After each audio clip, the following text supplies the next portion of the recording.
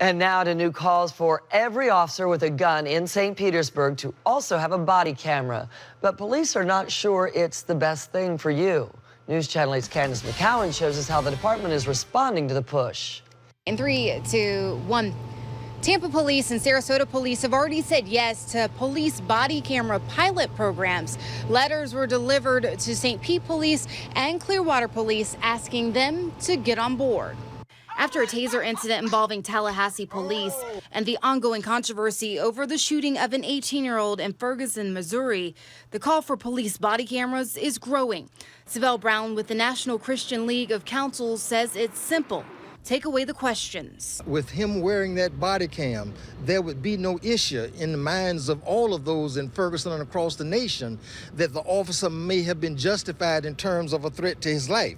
Clearwater has formed a committee to look at the issue. In St. Pete, they have questions: cost, storage of video, and how to ensure the cameras are on, just to name a few. There's some public records retention issues. What triggers the camera? Does the officer himself or herself trigger that camera? And what happens when you go into a private space with a camera that's on? Those are questions Daytona Beach police have answered. They've used the cameras since 2012. Officers asked before going into homes if they can record. They also turn on the cameras on their way to each call. St. Petersburg Police Chief Anthony Holloway does support some cameras. I support in-car cameras, but I want to take a real serious look at the body cameras and make sure it has everything there that we need. That police cruiser cannot run in the backyard. That police cruiser cannot go into the house. And Brown has asked to meet with the police chief here in St. Petersburg. I'm told that meeting hasn't been scheduled because St. Pete is still working to answer some of those policy questions. In St. Pete tonight, Candace McCowan, News Channel 8.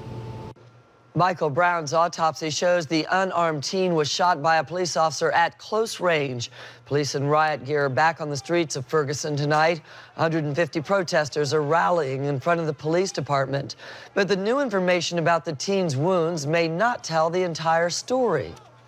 A person can be up like this, about to punch you, to assault you, and the gunshot wound can go from front to back. A person can be surrendering in the gunshot wound. So you have to be very careful looking at these.